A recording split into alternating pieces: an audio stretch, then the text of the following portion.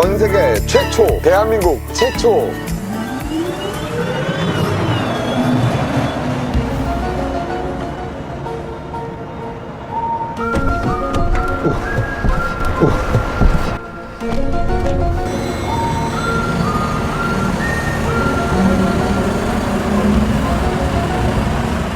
시동을 한번 걸어 볼 건데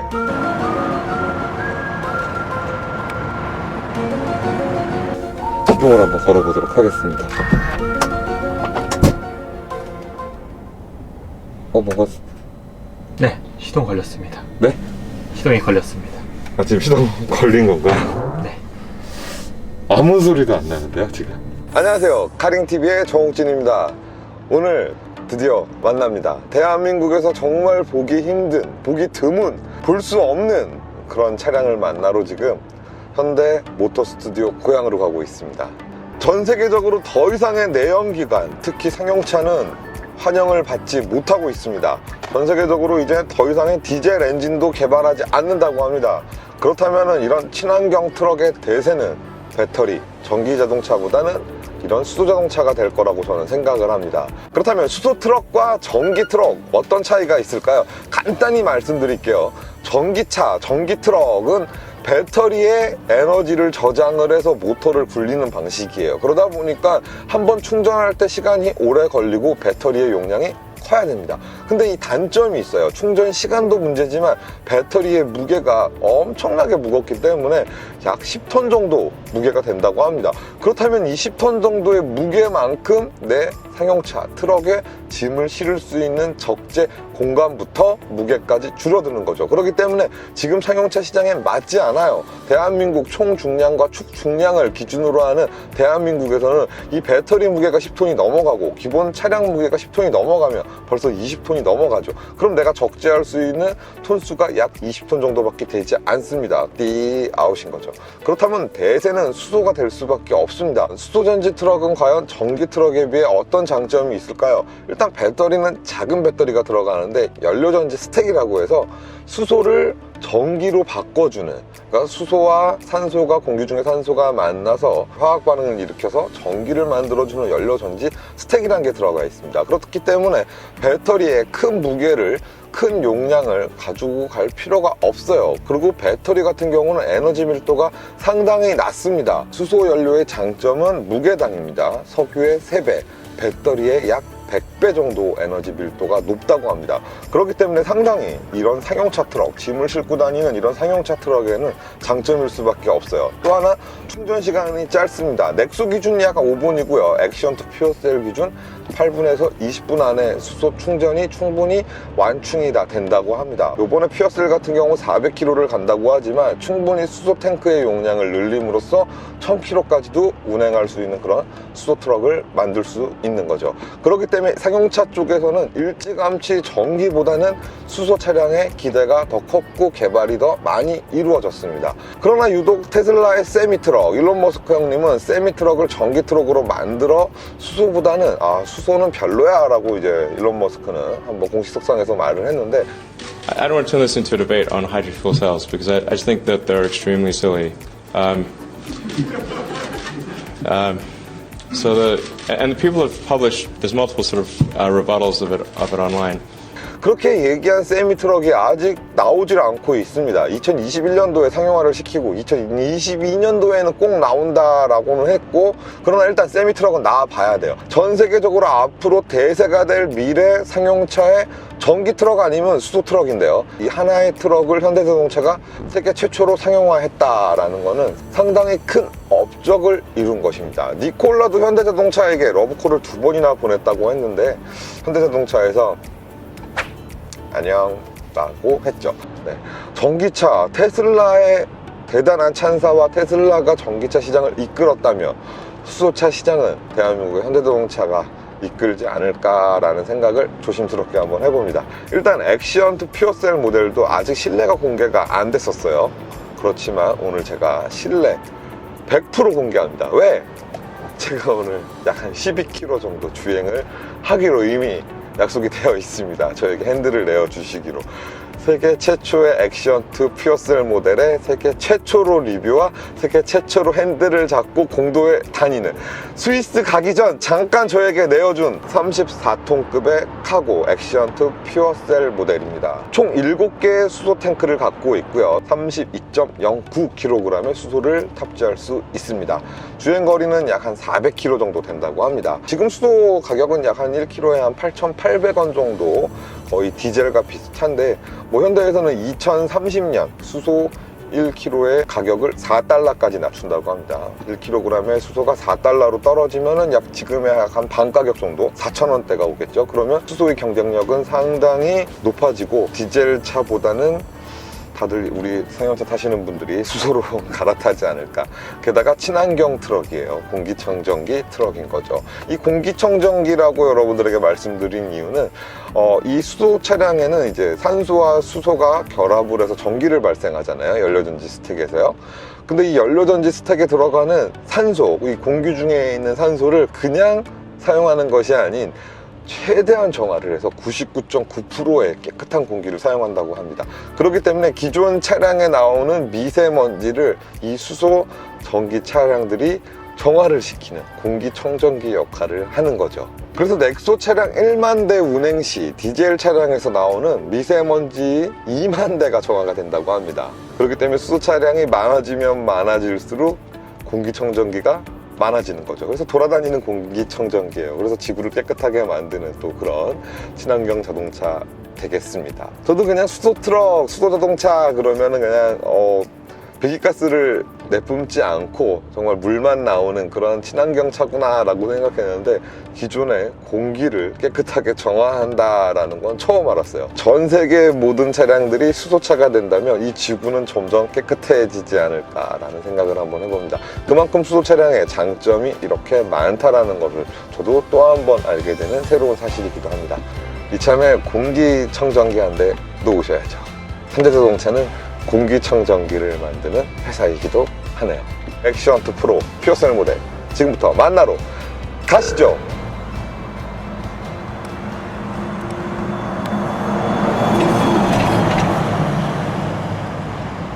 Exeon Pure Cell. 야, 드디어 퓨어셀, 액션2 퓨어셀 트럭을 만났습니다. 수소 전지 트럭이겠죠. 수소 전기 트럭이 맞을까요? 수소 전지 트럭이 맞을까요, 연구원님? 둘 다 맞는 말이고, 네. 수소 전기 트럭으로 저희 쪽에서 주로 사용하고 있습니다. 지금 이미 스위스에서는 다니고 있죠. 대한민국이 자랑스럽게 10대를 이미 수출을 해서 스위스 현지에서 지금 운행 중에 있고, 최초로 상용화를 시킨 수소 전기 트럭 되겠습니다. 그렇다면 이 차량을 만드신 우리 현대 관계자분을 모시도록 하겠습니다. 저는 현대자동차 남양연구소 그 상용총합시험팀에서 수소 연료전기 트럭 그 개발을 하게 된 염시호 책임이라고 합니다. 감사합니다. 네, 염시호 책임 연구원님 맞으시죠? 네. 이 차량을 그럼 처음부터 개발을 하셨나요? 어떻게 됐나요? 그 연구소 부분에서는 처음부터 개발을 했고요. 우선은 양산하는 곳까지 쭉 같이 하였습니다. 한 몇 년 걸리던가요?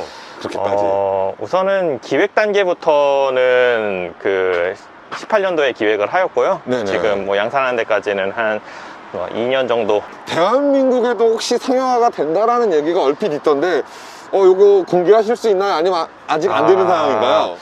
좀 말하기 어려운 부분이 있을 수 있는데, 네네. 우선 목표는 22년에 네네. 우선은 카고 차량을 계획으로 개발 중에 있습니다. 트랙터 같은 경우는 그 계획 중에는 있지만 네네. 지금 정확하게 답변 드리기는 어려울 것 같습니다. 처음에 네. 광양항에서 수출할 때 네. 깜짝 놀랐어요. 탱크가 그냥 여기 위에 버젓이 7개가 있었잖아요. 네. 그러면 트럭으로서 적재할 수 있는 게 모든 게 꽝이잖아요. 네, 짐도 맞습니다. 내릴 수도 네. 없고. 근데 그 탱크가 지금 네. 이쪽으로 간 것 같더라고요. 네. 여기 네, 위치되어 있죠? 네. 아, 네. 여기에 그럼 7개가 이렇게 올라가고 마지막은 하나가 이렇게 앞쪽으로 가 있나요? 네. 한번 옆에서 한번 보시겠어요? 드디어 수소 탱크가 공개가 됩니다. 옆면을 우와. 이렇게 보시게 되면은 지금 탱크가 하나, 둘, 셋, 넷, 다섯, 여섯, 그리고 7개. 7개가 이게 섞여서 7자 모양으로 7개라서 7자 모양이네요. 네. 8개가 되면 8자 모양으로. 팔자 모양으로 바꾸는 Exeon Pure Cell.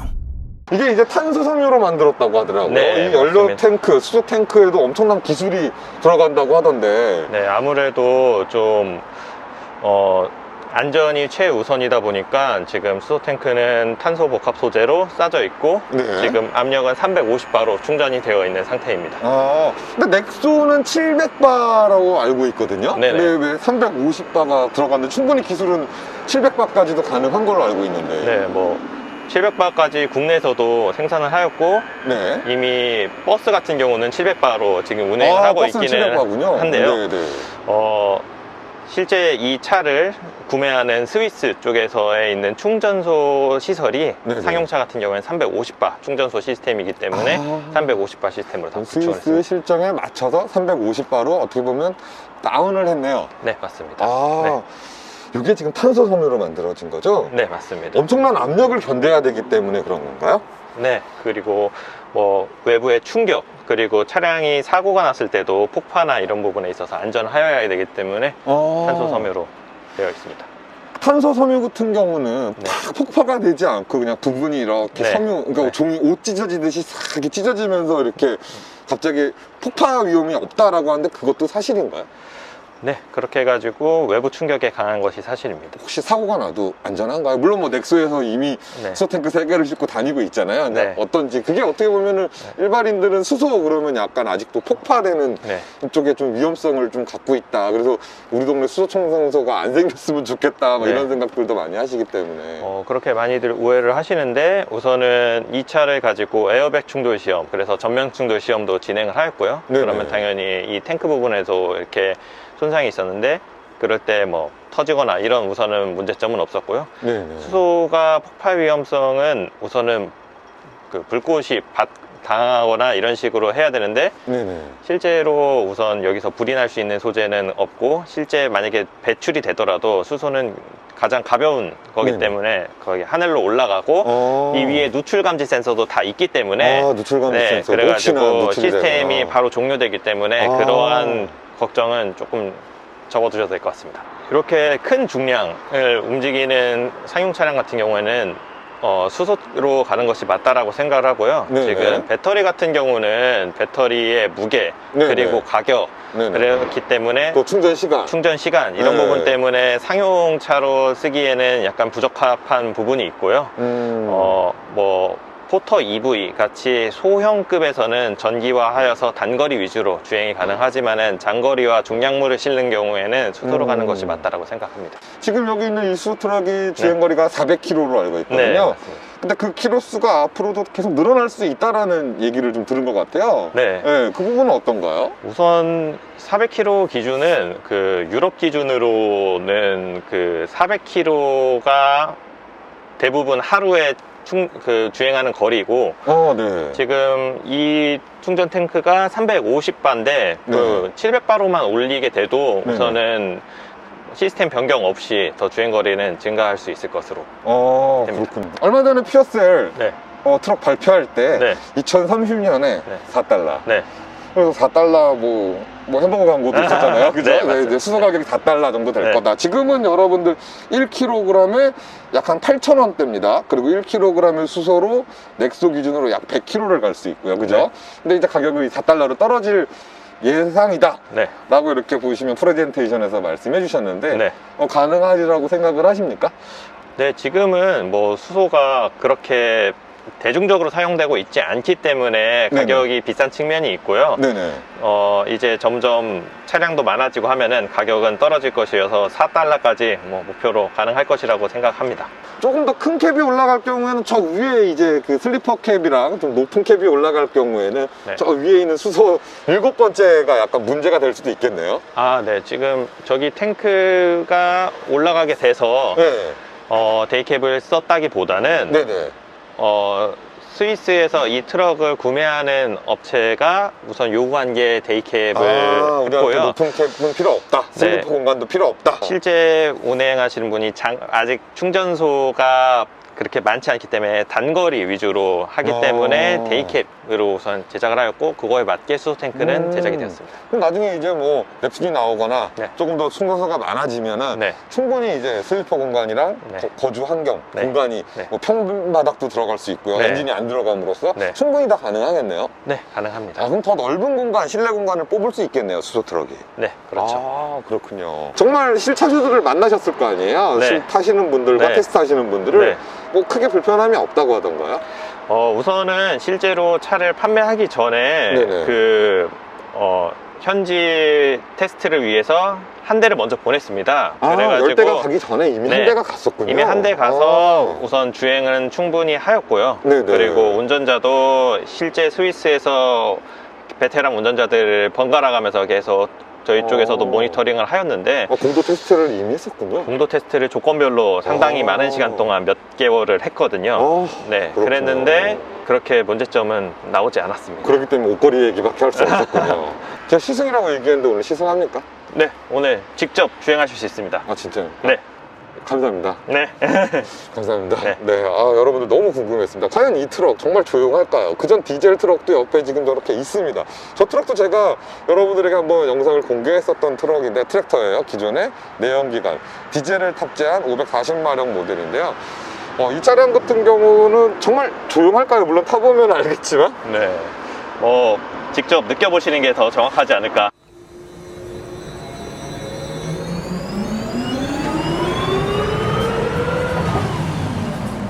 지하철이 플랫폼을 빠져나갈 때 나는 소리랑 똑같지 않습니까? 한번 다시 들어보시죠.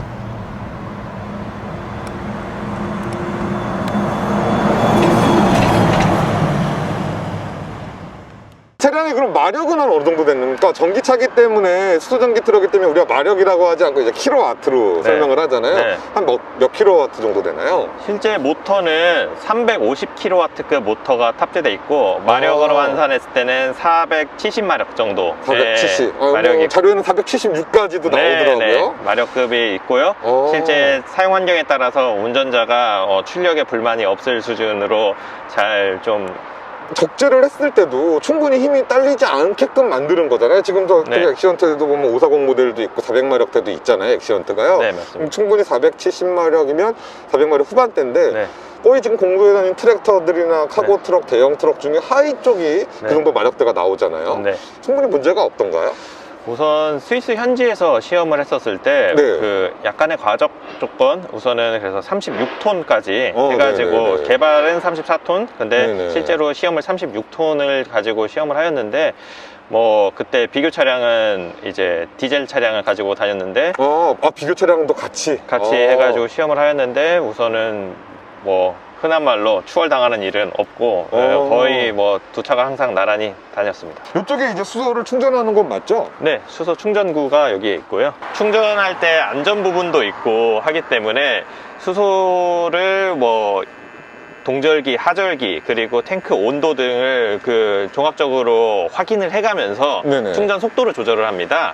그래가지고 우선은 8에서 20분 정도 우선은 충전이 소요가 되고요. 그럼 겨울이 더 짧게 걸리나요? 여름이 더 짧게 걸리나요? 시간은요? 겨울이 좀 짧을 것 같은 느낌이 좀 드는데. 네, 보통 겨울이 좀 더 짧고 그렇습니다. 겨울엔 8분, 여름에 20분까지 최대 걸릴 수 있다. 차가 지금 전면에도 쿨링부가 있고, 네네. 그리고 측면에도 쿨링부가 있습니다. 수소를 생산할 때 열이 발생을 하기 때문에, 연료전지 스택에서 열이 발생하나요? 네, 열이 발생하기 때문에 그 부분을 식혀줘야 되는 부분이 있고, 네네. 이 차는 또 리타더가 또 달려 있습니다. 리타더가 달려 있습니까? 회생제동도 있고 리타더도 달려 있습니다. 그래서 변속기도 달려 있습니까 혹시? 네, 변속기도 달려 있습니다. 일단 그거는 한번 우리 주행하면서 한번 느껴보고. 그럼 네. 이런 쿨링 시스템들이 네, 열이 발생하기 때문에, 화학 반응을 할 때 연료전지 스택에서 열이 발생한다 그랬잖아요. 네네. 그것 때문에 그럼 이런 쿨링부들이 있는 건가요? 네, 전면부는 거의 연료전지를 식혀주고, 측면부는 네네. 리타더나 이런 나머지 배터리 이런 부분을 쿨링할 수 있도록 별도로 시스템을 구성을 하였습니다.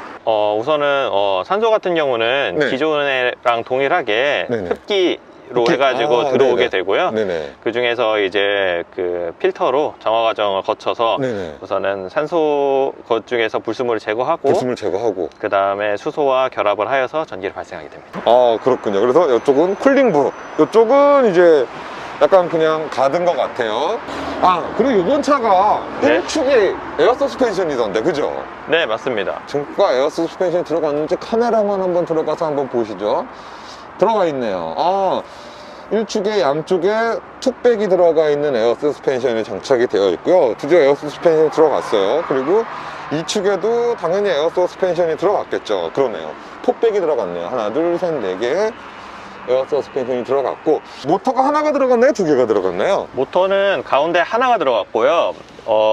차량 중심부에 모터가 들어가 있고, 아, 센터 모터가. 변속기가 있고, 그 다음에 똑같이 리어 엑셀이 있어서 디젤차와 동일하게 구동한다고 보시면 돼요. 그럼 지금 모터 부분이 한 어느 정도쯤에 있나요? 지금 모터는 여기 가운데 부분. 아, 저쪽에요? 네. 저쪽에 여기. 있군요. 그럼 네. 이 차량도 프로펠러 샤프트가 있네요. 그래서 네, 동일하게 있습니다. 아, 네. 지금 모터에서 돌리는 프로펠러 샤프트네요. 맞습니다. 그럼 센터에 있고 변속기도 저쯤에 있고 네. 뒤에 디퍼런셜까지 네. 또 이렇게. 그럼 뒤쪽에도 이게 디퍼런셜이 있나? 지금 디퍼런셜이라고 네, 얘기를 맞습니다. 했는데 네, 있습니다. 있군요. 네. 그렇군요. 그럼 일반 상용차가 되게 비슷한데요? 네, 우선은 그 엔진이 하는 부분을 모터가 대체했다라고 보시면 됩니다. 그러네요. 네. 엔진이 하는 부분을 대체했고 네. 디젤이 하는 거를 수소가 대체하고. 네. 그렇지만 친환경 자동차다. 네. 그러면은 수소를 화학 반응하게 되면은 네. 이제 전기랑 물로 나눠지는데 도대체 그 물은 어디로 가나요? 어디 뭐 어. 저장했다가 버리나 아니면 가면서 땅에 떨어지나요? 반대편으로 가시면 배출구가 있거든요. 그래요? 네. 한번 볼까요? Exient Pure Sound. 네. 지금 여기 하단부에 보면은 네네. 지금 머플러가 플라스틱으로 보이지 않습니까?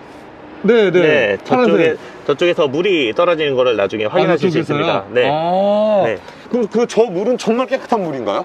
정말 깨끗한 물이죠. 순수한. 네, 직접 우선은 뭐 손 씻어도 되고. 지금 넥소 같은 경우는 10년에 16만 보증을 하잖아요. 네. 지금 뭐 트럭에 들어가 있는 연료전지 스택이 넥소의 2개급으로 들어갔는데 혹시 넥소에 들어간 연료전지 스택 2개가 들어갔나요? 네, 동일한 게 지금 들어가 있습니다. 네. 그러면 뭐 보증 기간도 충분히 그 정도 되나요? 상용차도?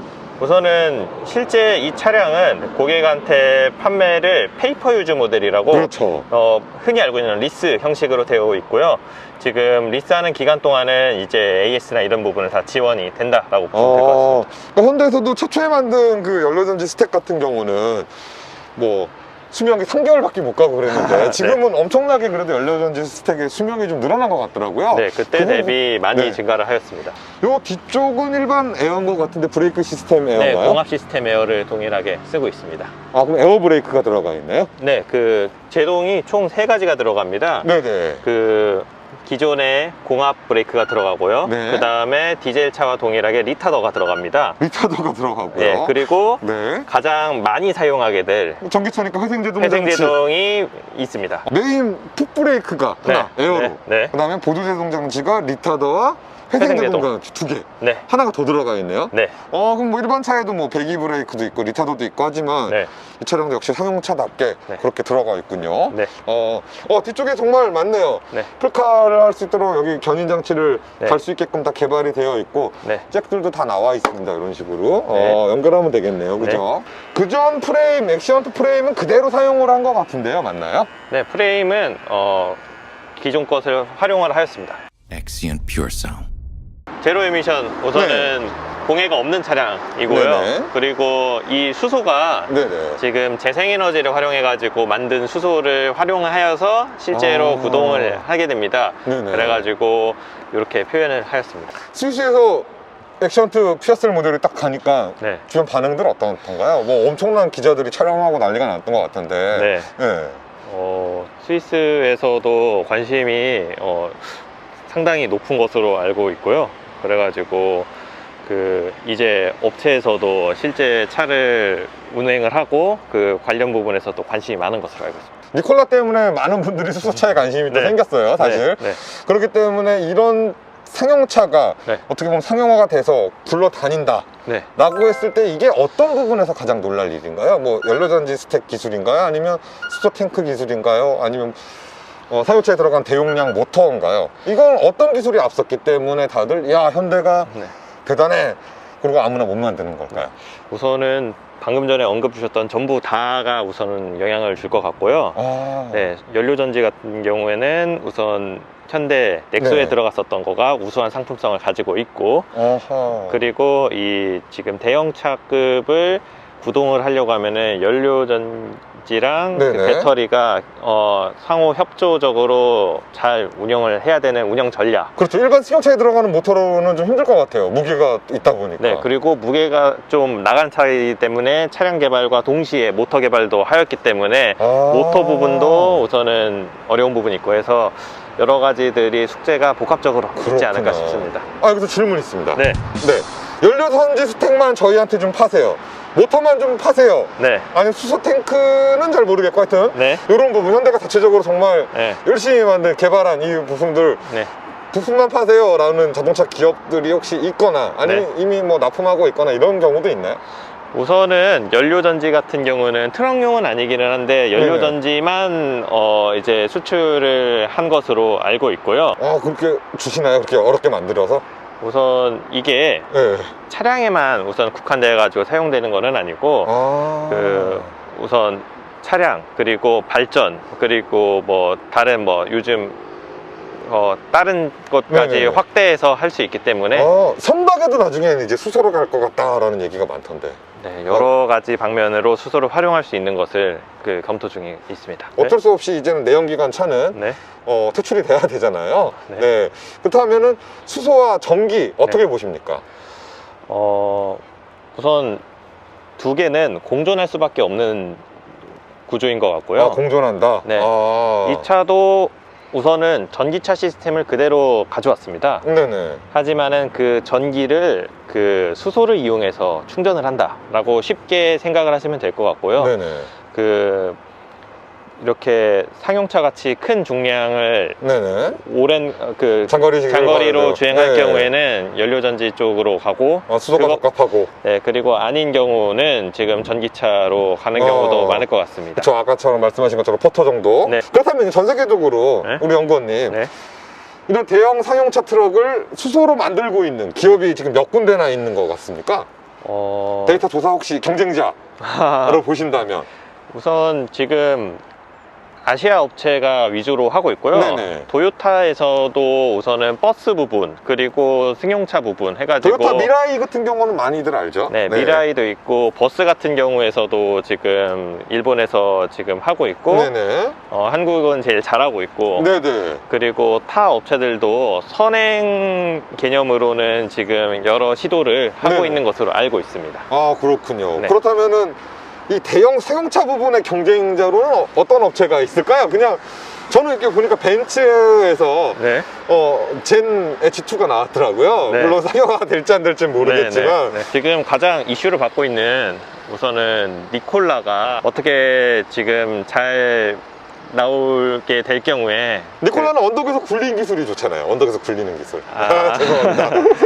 저 니콜라 주주입니다. 여러분들 니콜라 까는 거 안에서 니콜라가 잘 되길 바라는 사람 중에 한 명이에요. 지금 니콜라 주식이 반토막 났어 지금. 니콜라. 근데 현대에서 만들었어. 우선은 니콜라도 계속 만들 것 같고요. 그래요? 우선은 이게 차량을 잘 만드는 것도 중요한데 충전소 기반도 많이 확보가 되어야 되기 때문에 뭐 수소를 차량을 만드는 다른 회사들도 다 네네. 같이 우선은 성장을 하게 될 경우에 네네. 좀 더 인프라가 빨리 깔리지 않을까 생각이 듭니다. 그러네요. 충전소가 또 급하네요. 네. Exeon Pure Sound. 수소전지 트럭의 엔진룸은 과연 어떻게 생겼을까요? 한번 보도록 하겠습니다. 자, 일단은 앞쪽에 그릴을 한번 열어보겠습니다. 프린트를요. 그전 액션과 크게 다르지 않아요. 역시. 일단 엔진이 없다라는 걸 볼 수는 없는데, 우리 케이블 피팅 한번 해볼 수는 없을까요? 연구원님? 네, 한번 네. 피팅 한번 해볼게요. 자, 저희가 이렇게 외관을 한번 살펴봤어요. 네네. 기존 전기차처럼 정말 조용히 움직이나요? 우리 전기차 옆에 지나가면은요, 네. 좋게 얘기하면은 뭐 네. 약간 고주파 소리, 네. 나쁘게 얘기하면 모기 소리. 네. 이 차도 그런. 소리가 나나요? 어떤 소리가 나는지는 한번 안에 차에 타서 한번 확인 한번 해보실까요? Exient Pure Sound.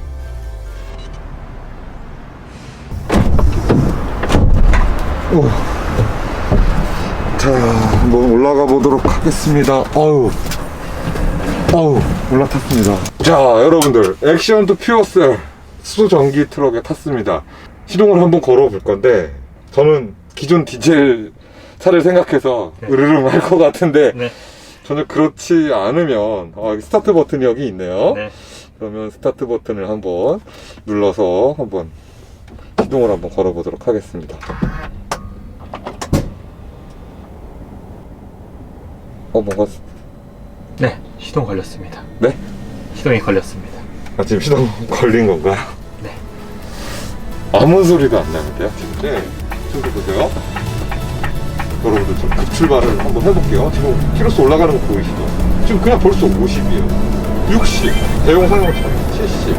와, 그냥 이렇게 올라가는데, 리타더도 한번 써볼게요. 4단계 리타더를 쓰니까 거의 이제 정차하듯이 지금 정차가 되고. 보시면은 수소량, 네. 주행 가는 거리, 아, 그리고 여기 수소 탱크, 네네. 그다음에 배터리 해가지고 좀 일단 주행하다 보면 에너지 흐름도로 우선은 그렇군요. 그럼 내비게이션은 이제 빠진 건가요, 혹시? 아닙니다. 요거는 사실 네네. 여기 내비게이션을 그대로 활용을 하는 건데 그대로 활용하면서. 에너지 흐름도가 이쪽이 클러스터보다 좀 크게 나오기 때문에 클러스에도 나오죠? 네, 아, 맞습니다. 네. 그렇군요. 야, 이게 지금 시동이 걸렸다니 믿겨지지가 않는데요. Exient Pure Sound. 그 다음 방식은 똑같죠? 네, 파킹 풀고 파킹을 풀고, 네, N에서 D로 바꾸시고 N에서 D로 바꾸고, 네, 1이라고 떠 있나요? 1 떠 있죠? 네, 혹시 1 떠 있습니다. 네. 파킹 풀렸으면은 한번 브레이크 한번 떼보시겠습니다. 네. 오, 바로. 네. 아니, 지금 이 큰 육중한 덩치가 네. 이렇게 부드럽게 움직이는 게 맞나요? 한번 주행을 해보시죠. 와, 이거 참. 정말 너무 부드럽게 가는데요, 지금 이게요? 너무 이렇게 진짜 부드러워도 되는 건가요? 이야. 전기차 소리 나는데요? 네, 지금 고주파 소리가 모터에서 조금 납니다. 그리고 앞부분에서는 이제 그 너무 조용하면은 인식을 못할 수 있으니까 네네. 그 베스라고 보행자가 인식할 수 있도록 베스라고 합니까, 그니까? 네. 어. 그래서 그 운전자가 인식할 수 있도록 앞에서 스피커는 따로 어. 소리를 내고 있고요. 그렇군요. 네. 가보도록 하겠습니다.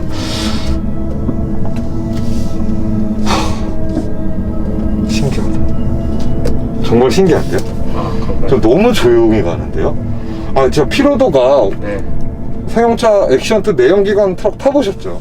네, 운전도 하고 네. 네, 어떠세요? 그거와 이거의 차이는요? 타보셨을 때 어떻게 느끼셨어요? 원래 디젤 차를 개발할 때는 당연한 거라고 생각을 했는데 이제 수소차를 개발하다 디젤 차를 추가로 네. 운전을 해보면 네네. 원래 차가 이랬나라는 생각이 좀 들긴 하더라고요. 네. 진짜 어떤 게 차량의 정석인지 모르겠는데요, 정말. 이야. 이거 이렇게 조용해도 되나요?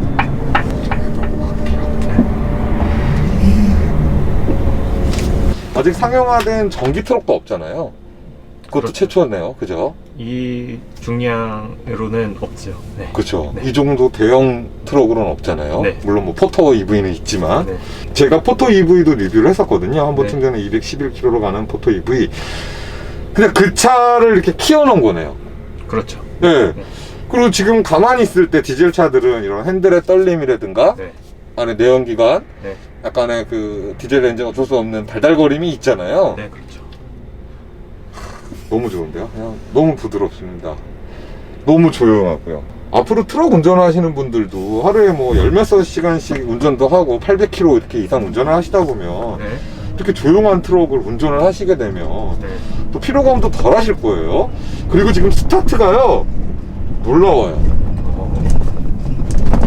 와, 역시 모터의 특징이네요. 초반 풀 악셀을 한 듯한, 아무리 상용차는 풀 악셀 해도 이렇게 안 나가거든요. 네. 이렇게 되면은 우리 트럭 타시는 분들 약간 끼어들기 하겠으면 좋겠다. 아, 왜냐면 트럭 타시는 분들이요. 네. 초반에 스타트가 안 좋다 보니까 차도 큰데다가 끼어들기 하기가 정말 힘들거든요. 안 비켜주시면은 대량 난감이에요, 진짜. 네. 근데 지금 이게 초반 토크가 너무 좋거든요. 그 디젤 엔진 같은 경우는 약간 리스폰스가 있잖아요. 약간 그렇죠. 굼뜨는. 네. 전혀 굼뜸이 없습니다, 지금. 그럼 리타더도 있는데 한번 작동을 한번 해볼게요. 제가 네. 앞에 차랑 이렇게 가까워졌을 때 리타더를 당기면 1단, 2단, 지금 2단이 들어가니까 3단. 지금도 리타더를 써보니까 일반 그런 디젤 자동차, 디젤 트럭의 리타더와 거의 같은 느낌인데 네. 4단의 리타더가 지금 구성이 되어 있잖아요. 맞습니다. 그럼 정확히 1, 2, 3, 4단에 약간 좀 다른 차이점이 좀 있나요? 우선은 회생력. 네. 우선은 증가하면 갈수록 하게 네네. 되고요. 네네. 우선은 그 저단에서는 네네. 그 회생제동 네. 모터를 역으로 돌려서 에너지를 회수하는 그렇죠. 전기차에는 시급에서 회생제동이 다 들어가 있잖아요. 이게 가장 빈번하게 쓰이게 되고요. 그다음에 이제 리타더 저단에서는요. 네. 네네. 그다음에 리타더 고단으로 가면은 네네. 그것보다 더 운전자가 네. 보조제동을 강하게 한다라는 네네. 의지를 느끼고 거기에서는 회생제동과 리타더가 같이 개입을 해서 보조제동력을 크게 가져갑니다. 그러면 일반 자동차의 리타더 그런 트럭의 상용차에는 리타더 느낌은 충분히 살릴 수 있는 제동 효과를 갖고 있나요? 이 차량도요? 네, 충분히 갖추고 있고요. 개발할 때 그 디젤차의 장점은 최대한 이질감이 없게 가지고 오고 수소차의 그 부분 중요하네요. 장점을 이질감이 없게. 살리도록 했습니다. 네. 대형 트럭 하시는 분들은 거의 풋브레이크 안 밟으시거든요. 네. 공도에서도요. 특히 고속도로 이런 데 가면 더 그러시잖아요. 거의 충분히 똑같이 이질감이 없게 개발이 됐다라는 말씀이신 거죠? 네, 맞습니다. 추가적으로는 풋브레이크를 할 때도 네. 기존에는 그 아무래도 좀 제동감이 부족한 부분도 있고 그 다음에 그 라인 쪽이 좀 마모가 있기 때문에 네네. 좀 많이 안 밟을 수 있었는데 지금은 풋브레이크를 밟으면은 네. 회생제동이 보조를 해주기 때문에 풋브레이크를 바르는 것도 회생제동에 같이 들어오나요? 네, 보조가 됩니다. 보조가 되는군요. 네. 일반 차량에도 이제 브레이크 밟으면 리타더가 같이 개입하는 경우도 있잖아요. 네. 그럼 지금 현재 풋브레이크 같은 경우는 에어 시스템인 거죠? 네. 기존 차 동일한. 그럼 우리 트럭의 감성 이런 거 느낄 수 있나요? 느끼십니다. 트럭의 그런 네. 에어 감성들 있잖아요. 네. 이런 거요. 네. 또 하나는 이제 에어 서스펜션이 장착이 되어 있고 일축에 그러다 보니까 지금 그전 액시언트보다도 승차감이 상당히 좋아요. 네. 리프일 때보다도 훨씬 좋은 승차감인데 이러다 보면은 이제 디젤 우리 그 기존 액시언트 모델에도 에어 서스펜션 일축에 들어가지 않을까라는 생각도 한번 해보네요. 조심스럽게 해봅니다. 트럭이 디젤이 아니고 이런 전기 시스템, 이런 지금 연료전지 스택으로 수소전기 트럭을 타보니까요. 네. 조금 더 운전하는데 이질감이 없어요. 그 말은 뭐냐면 네. 트럭 하면 막 막 이런 느낌의 네. 저런 우웅하는 네. 저런 느낌으로 생각을 하다가 네. 이렇게 부드럽게 가니까 네. 그냥 마치 큰 승용차를 운전하는 듯한 느낌? 그냥 네. 괴리감이 좀 없어지는 것 같은 느낌이 좀 드는데 어떠셨어요? 개발하면서도 그런 부분 좀 못 느끼셨나요? 그 이전 차량은 네. 아무래도 엔진 배기량도 훨씬 크고 네네. 그러다 보면은 더 소음 부분도 승용차 대비 많이 나는 부분이 있었는데 네네. 전기 시스템으로 가면서 그런 부분도 많이 개선이 됐고 실제 제가 집에서 몰고 있는 디젤 차나 이런 거 대비해서 오히려 이 차가 더 조용하다 보니까 너무 조용해요. 네. 제가 트럭에서 이렇게 속삭이면서 리뷰한 건 처음인 것 같아요. 네. 물론 고속으로 달릴 때는 상당히 좀 조용한 편은 있지만 네. 이렇게 조용히 이렇게 부드럽게 이렇게 또 대형 트럭을 어떻게 보면 가장 큰 급의 대형이잖아요. 지금 이 차 같은 경우도 36톤의 총 중량을 네. 실을 수 있는 그런 대형 트럭이잖아요. 네. 와, 참. 여러분들 너무 조용합니다. 이게 세상이 달라졌어요 지금. 그 전에 뭉치로 기아 변속이 되는, 물론 여러분들 자동 변속기가 달려있지만 그게 반자동이거든요. 기존 대형 트럭에 달려있는 그 변속기들이요. 그 변속 타이밍도 전혀 알 수 없고, 이 차에도 변속기는 들어가 있지 않아요? 변속기는 들어가 있습니다. 6단 변속기가 들어가 있다고 알고 있는데 맞습니까? 네, 기존에 6단 변속기 활용해서 네. 사용하고 있습니다. 굳이 변속기를 넣어야 이유가 이제 그 리타더 때문에 그런가요? 아니면은 대형차기 때문에 모터만으로는 조금 부족하다고 느끼셔서 이렇게 변속기를 넣으셨는지 좀 궁금한데요. 우선 기본적으로 네. 화물차가 중량을 가득 실었을 때 네네. 고속도로만 가는 게 아니고 네네.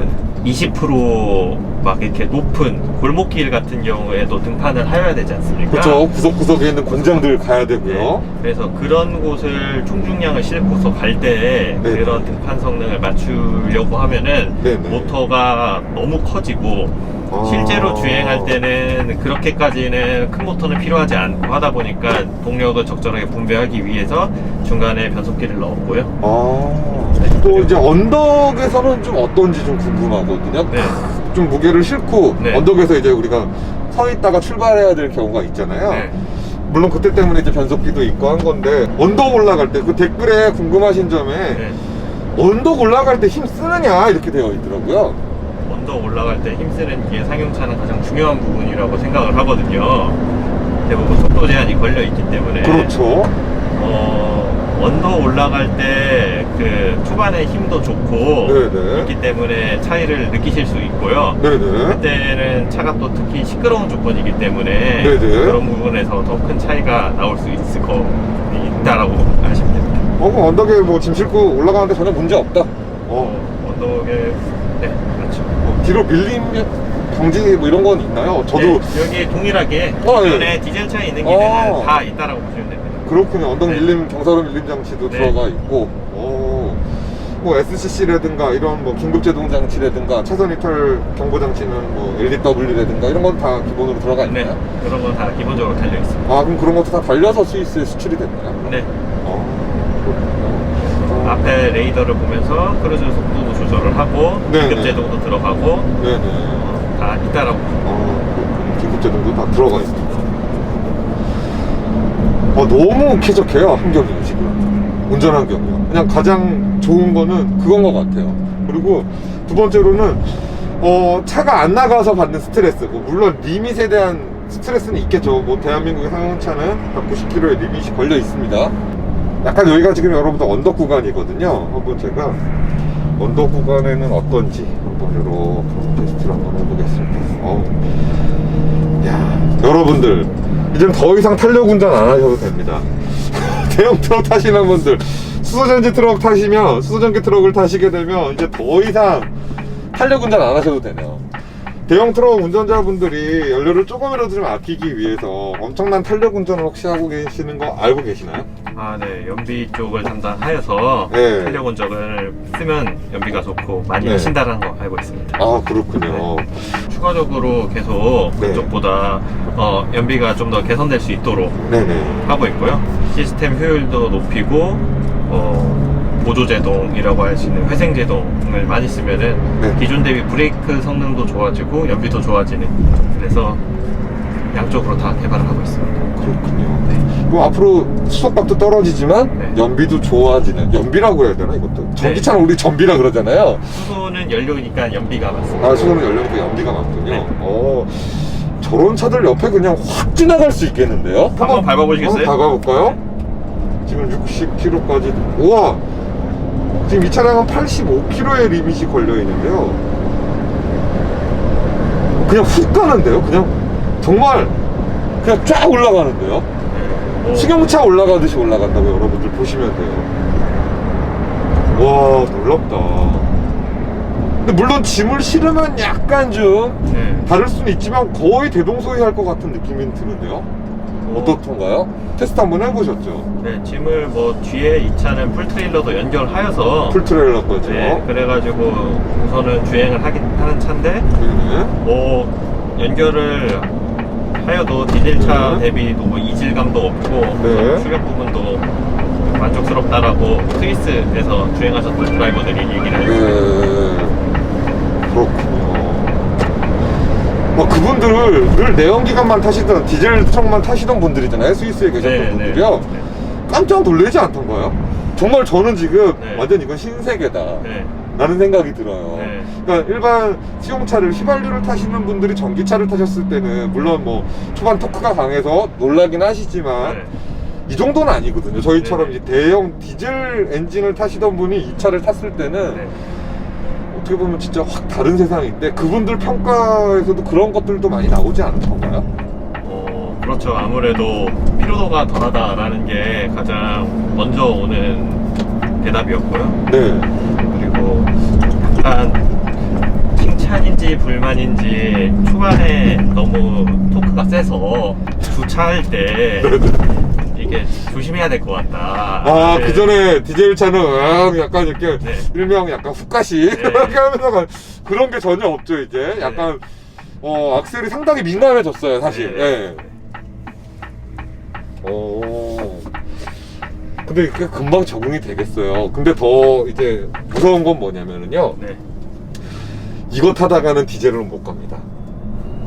속 답답해서.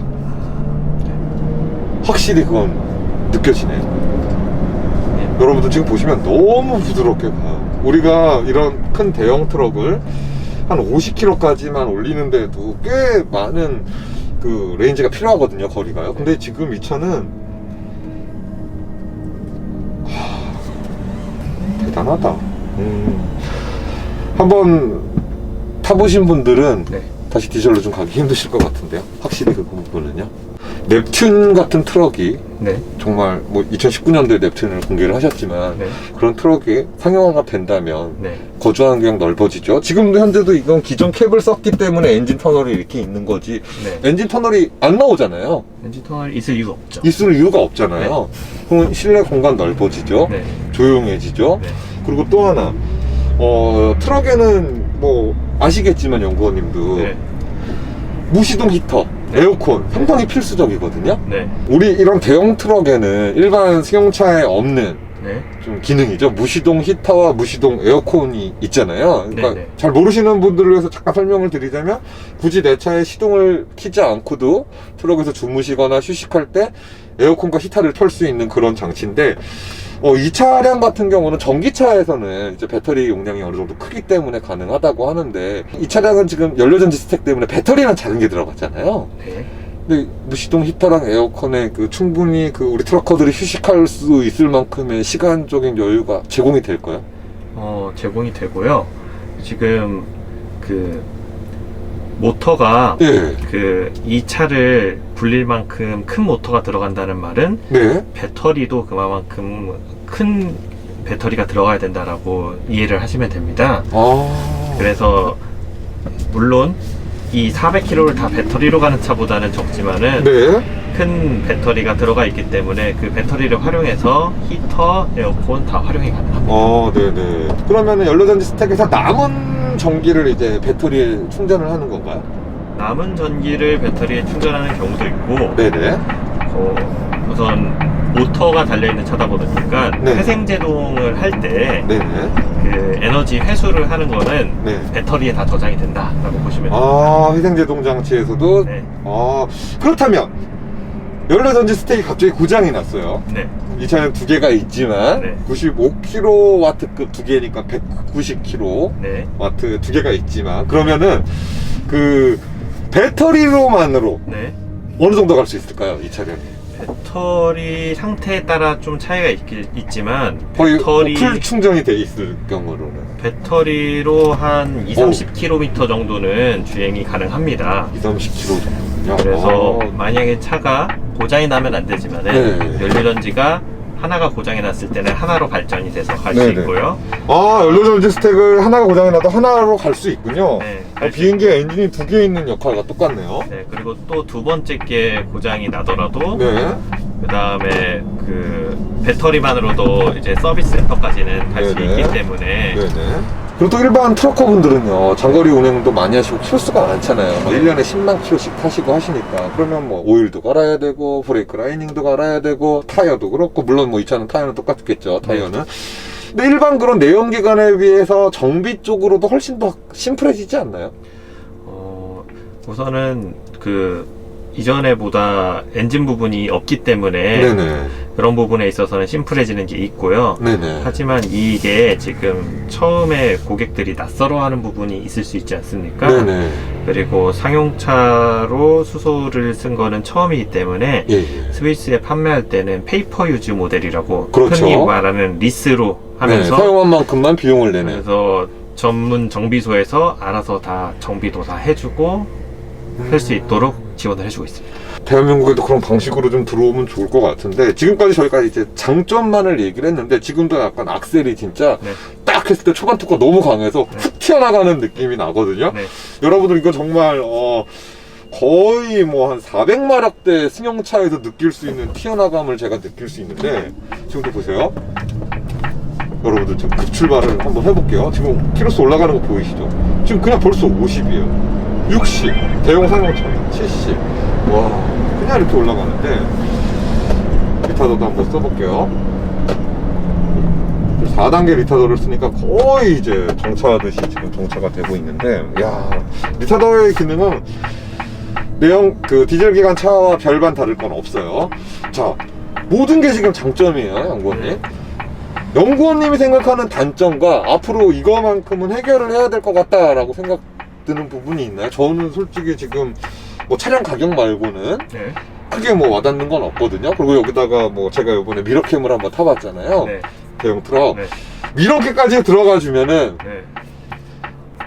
아웃이에요. 그러니까 그냥 퍼펙입니다. 퍼펙. 네. 근데 지금 뭐 넵튠에는 이미 CMS가 달려 있잖아요. 그렇죠. 그래서 뭐 이제 기본적인 자율주행들도 이제 조금씩 할 수 있게끔 나오는데, 네. 이 부분이 가장 네. 개선돼야 된다. 네. 수소 충전소가 많이 없어서 차를 충전하기 어렵다. 아, 충전 인프라. 좀 어렵다는 부분이고요. 네. 상용차는 또 그 승용차 여러 대수의 그 수소를 한꺼번에 넣어야 되기 때문에 네네. 그 부분에 있어서 좀 충전소를 가는 것도 좀 어렵고 충전 네. 한번 할 때 그 기존의 승용차보다는 좀 그 충전 시간이 좀 길다라는 거가 차이가 있고 좀 단점이지 않을까. 근데 그런 거는 점점 인프라가 깔리고 있고 네. 정부에서 상용차 전용 충전소를 또 건립하겠다라고 최근에 발표를 했기 때문에 상용차 전용? 네, 아, 그런 네네네. 부분은 좀씩 개선이 되지 않을까 싶습니다. 이렇게 지금 수소 전기 트럭을 한번 운전을 한번 해봤어요. 잠깐 이렇게 일산을 한 바퀴 돌았는데, 그냥 이건 신세계입니다. 이제 이 차에 처음 운전하거나 아니면 시승할 때 조심하십시오. 기존 트럭으로 못 넘어가세요. 이제 한번 여기다 발 담그시면요. 특히 이 대형 트럭에 어떻게 이런 악셀링이 나올 수 있죠? 와, 악셀 페달이 이런 느낌은 정말 처음인 것 같아요. 세계 최초고요. 놀랍네요. 아, 저는 현대 진짜 박수 보내드립니다. 아, 스위스의 그 트럭커 분들도 아마 많이들 놀라셨을 것 같은데, 이제 대한민국 상용차 우리 트럭커 분들 놀랄 일만 남았네요. 제가 먼저 전달드립니다. We don't wanna grow up. We just wanna be young. Play and make believe. Come and rescue me. Feel the sun on my skin and scream. We don't wanna grow up. We just wanna have fun. Wild and free. Baby, we can dream farther than our eyes have ever seen. I don't wanna grow up.